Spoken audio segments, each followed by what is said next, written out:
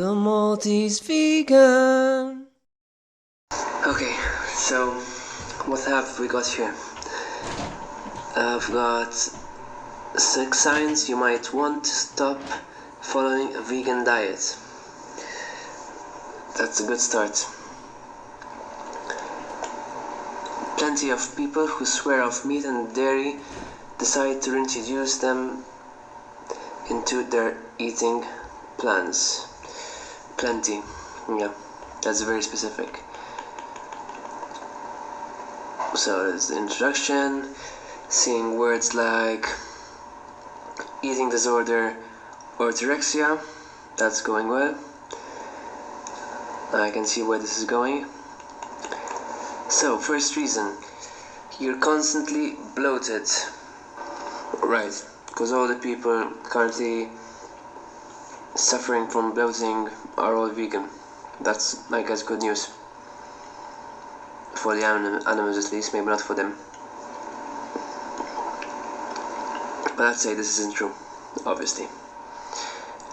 Yes, you could get bloating from eating a vegan diet, because vegan doesn't really refer to diet in the first place. It talks about a whole lifestyle. So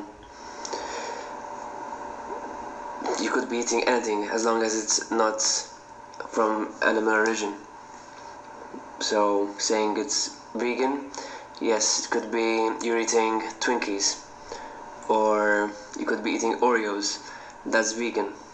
But does it mean it's healthy? No. Who knows what could be causing the bloating? It could be you're badly combining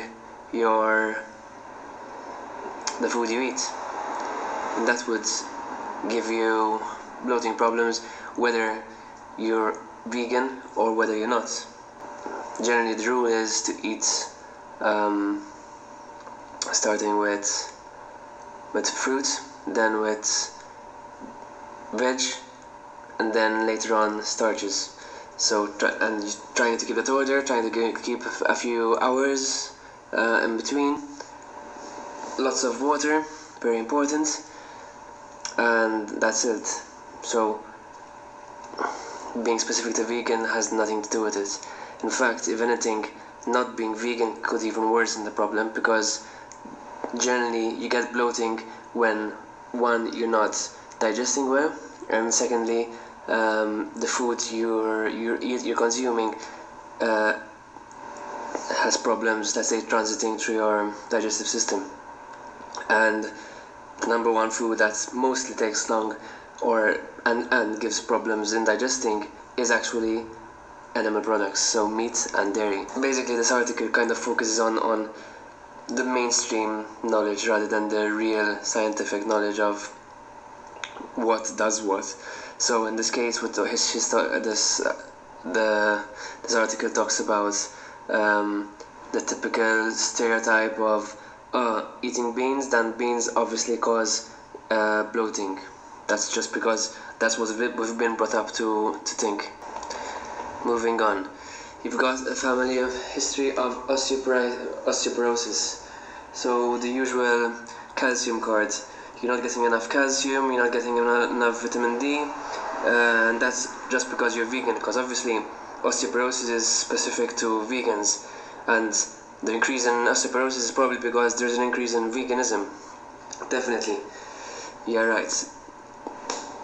I mean, there are like, anyway, this is the usual myth of milk having, or dairy having, the calcium that we desperately need, and nothing else has it. Funnily enough, milk doesn't have the highest content of calcium. In fact, it's greens, dark leafy greens, that have the highest content. For example, kale is loaded in calcium. You've got the fact that any animal product causes the leaching of calcium from your bones. It contains sulfuric agents.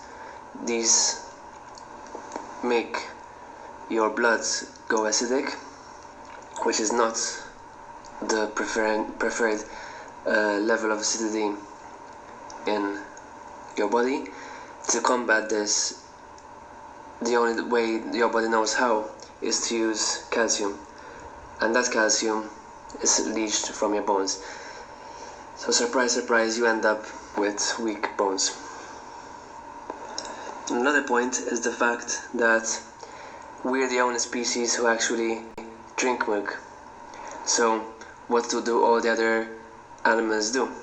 How do they keep their bones healthy? Are they drinking milk from other animals? No. They're getting it from vegetation.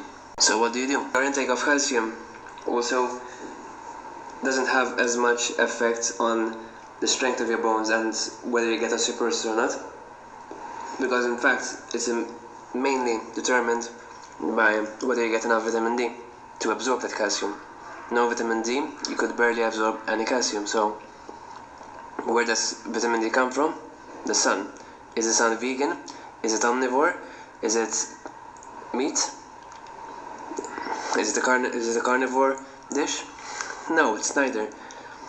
So what does veganism have to do with anything here? You feel sluggish all the time. Right. The reasons cited over here are because of iron deficiency. Funnily enough, greens are where animals get their iron from, so why shouldn't we? It says we rely on heme iron. Right. We rely on it. Our body specifically requires heme iron. Yes, the vegan diet consists of non-heme iron. She doesn't say there's less of it absorbed. She says which aren't absorbed by the blood as well. Right, and that's the point. It's a good thing. It's heme iron, yes, it's absorbed, but the problem is that it's absorbed too well. And there's such a thing as iron poisoning. In fact, I read on Tim Ferriss's book, not exactly the Holy Grail of science, but he suggests that possibly women tend to live longer. One of the many reasons, obviously, but one of the reasons why they live longer is because they get to release more iron, for obvious reasons, once a month, so that you can understand me better. More often than guys do. In fact, he even suggests guys getting more blood tests or giving blood donations so that they can release as much of the iron from their body. So we actually have too much iron, not too little iron. And yes, I've heard doctors' advice of that they usually find out that you're vegan or just that you're anemic, and the first thing they tell you, you've got to eat much more red meat, the #1 cause of cancer. Right, that's very good. And here's the usual, where do you get your B12 from? Where do I get my B12 from? The same place meat eaters do. Do I eat meat? No, vegan, but I get the same place as meat eaters do. B12 is produced by bacteria. So, do meat eaters eat bacteria? Some do. Do vegans get this bacteria? Maybe. So, meat does not contain B12. It's the bacteria that may be on meat that actually contains B12.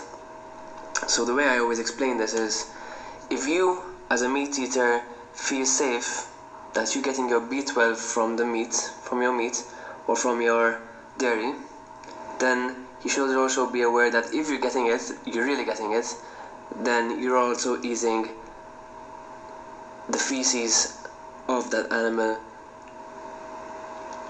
in which the B12 resides.